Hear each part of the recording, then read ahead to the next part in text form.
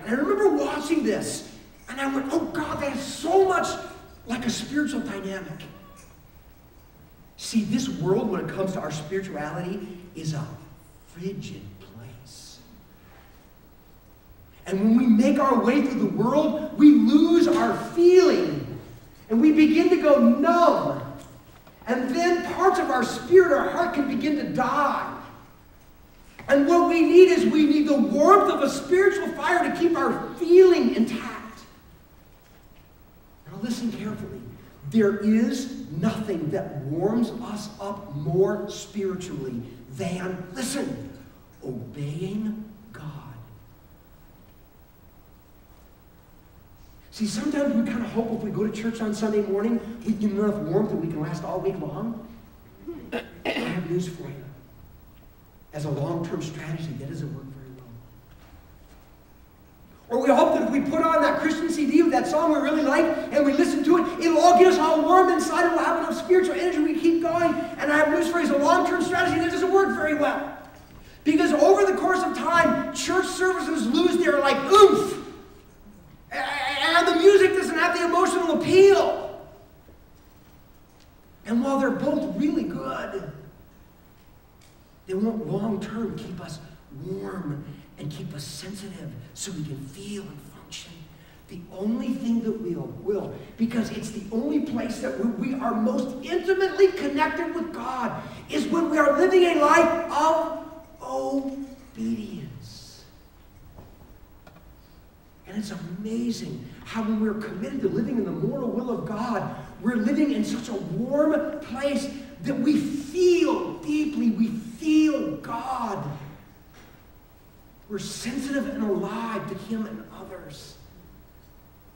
God leads people committed to His mortal will. And I would say this too, God, He tends to impress people who are predisposed to follow.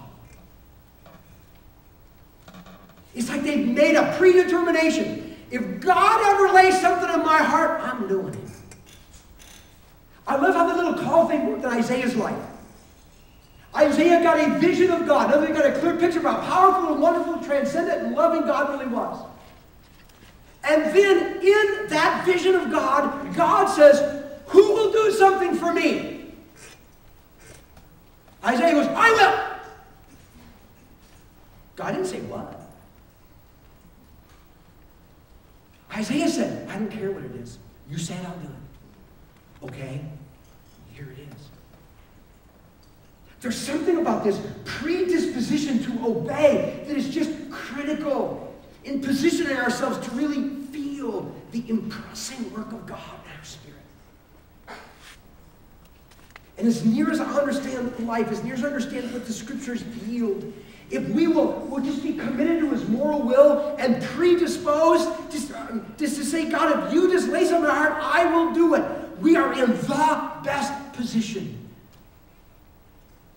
to be led of God to those exceptions, those dots, those specific things He wants us to do. One final question we need to address, and that question is this. How do we confirm God's leading? Let's be honest, it's subjective. Why are you doing that? I've got a feeling. Your feelings lie. So how do we know that that thing we feel like we need to do is really a God thing and not just, last night's pepperoni pizza? How do we know? And I would suggest to you that the Scripture yields several tests that if we filter our yearnings, our desires, our burdens through, they can be great indicators in confirming whether it's God or not. The first one is the biblical values test. In other words, this thing that I just feel compelled to do, that I feel God has impressed me to do, does it sound like the kind of thing God would ask somebody to do? Now, I'm going to be honest with you. To figure this one out, you need to know God pretty well. Because it might be, would God actually ask someone to uproot their entire family and move to another culture and live in poverty? The answer is yes, if you know God.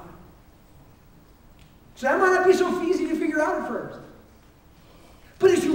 know God well, his values, his purposes, what really matters most to God, what he's all about in the world. As you get to know God well like that, you say, is this the kind of thing that God, as I really know him to be, would actually ask a